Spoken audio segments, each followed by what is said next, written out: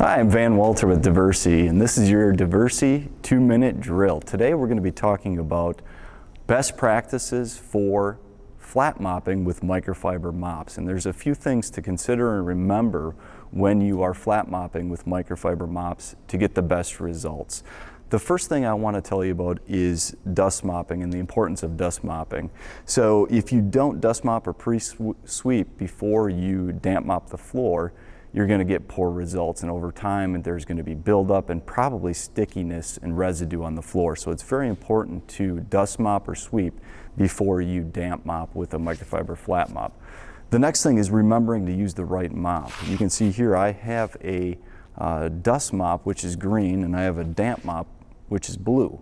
Now if you try to use this dust mop that is green in color versus this for damp mopping, you're going to get bad results, one, and then secondly, you'll notice that as soon as this gets any kind of moisture on it, it's going to drag really bad, and it's going to be a lot of strain for the user. So you want to make sure you're using the right mop for the job.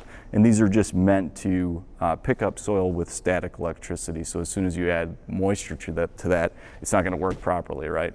So the next thing is not oversaturating your mops. So you look here, and very often I go in the field and I see this where people are taking the mops out and they might be wringing them out, and there's still way too much saturation on the mop, and that's going to lead to potential, again, residue on the floor and stickiness on the floor as well. So we actually have our 40 centimeter damp mops, and we have specific recommendations as far as quantities within these textiles. So we only recommend about 6 ounces per mop. So a measuring cup and putting the appropriate amount of solution in the bucket with how many mops you're putting in there would be a good idea, because it's going to set you up for success.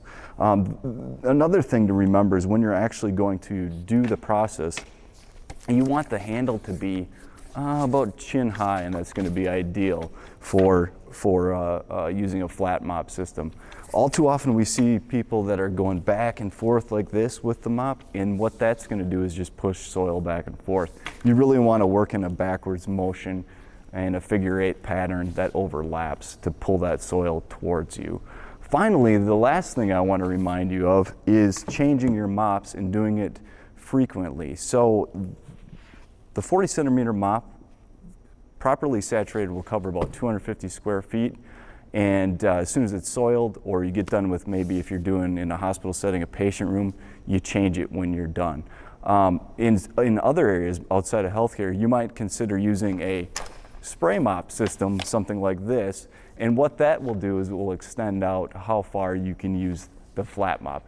You still need to check it to make sure that the soil load isn't excessive, and change it when it does get to be soiled.